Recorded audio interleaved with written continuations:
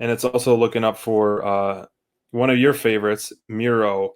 Yes. And I hope after this match, that this feud is one of those that has closed the book and moved on. I absolutely loved Miro on Dark on Saturday, how he was, cutting promos and laying a whooping on Charles Taylor. And then he did it again. The backstage, it was a nice swerve, nice, twist to the open or start of the match where they do the interview and he has a backstage and he's hit my music, And so intensity is something we saw on day one from his debut here in AEW, and then we saw it kind of fizzle out. Then we saw it again and fizzle out. It's been this constant highs and lows, peaks and valleys, and I think we just need to push the gas with him.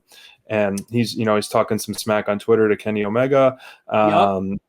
and I think we just even more out of closing the chapter of this, I hope that they address that how Miro pushed Orange Cassidy into Penelope, and he didn't care. He was almost like laughing it off and just more focused on the beatdown in a way. So maybe that can play swerve into that, and then he can kind of break free from that.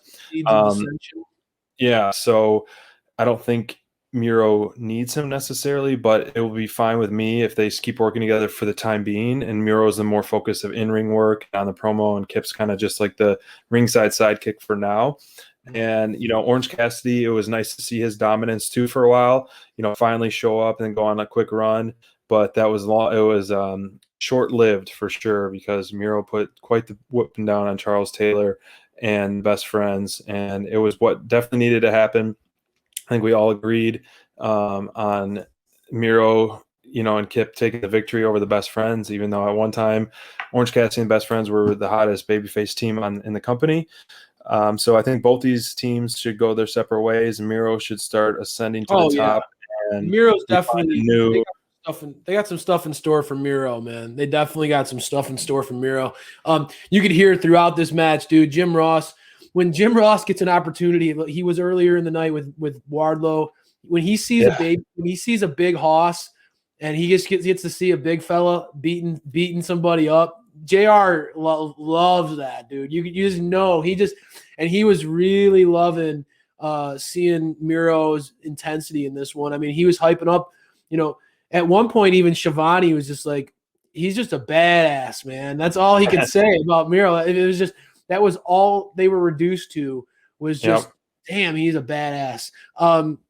His physicality, I loved the way that this match started. I was texting you, man. I loved that before the match even started, Miro just putting a beating backstage on these guys. Yeah, as so fans of Miro, as a fan of Miro, I believe that really this is the side of Miro that will get other fans to come around to him. Now, obviously, the dude's he's very funny and laid back and cool as a person outside the ring, but this is the Miro that is I think people are gonna recognize, wow, this dude can go. I mean, he's a big boy, but he's got a lot of gas in his tank. He's got great stamina, and his display of power and intensity when he's dialed in.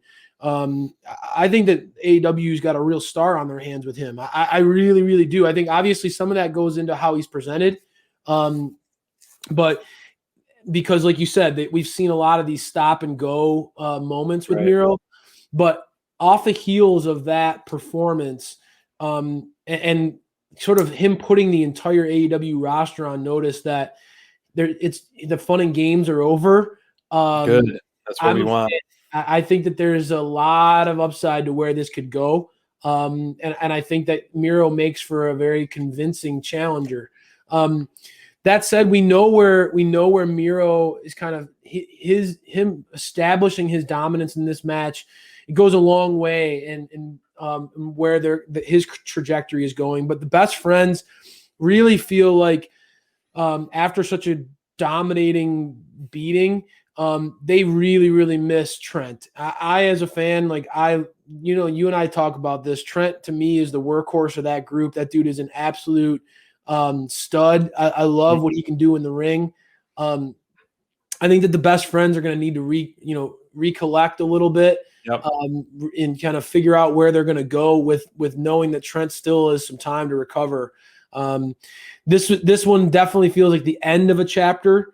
And I think that there's going to be moving. These groups are going to be moving in different directions for sure.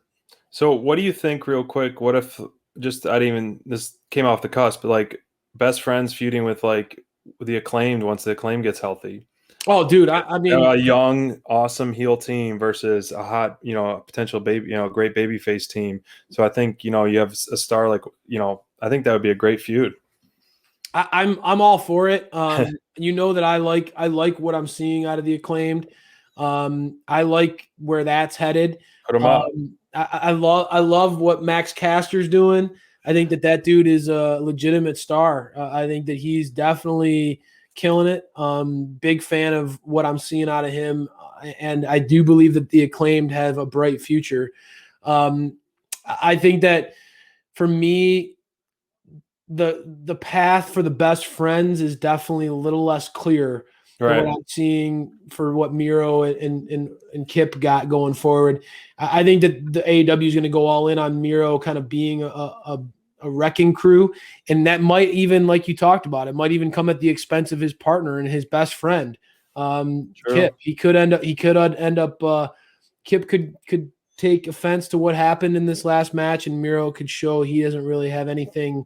He has no repercussions, no conscience towards what happened. I think that Miro is dialed in and ready to. There's a lot of haters on Miro right now talking about his career and where he's going and how he's he went from being this guy, a top star, and now he's kind of just hanging out. I think Miro hears a lot of that chatter, and seeing what he's capable of, bro.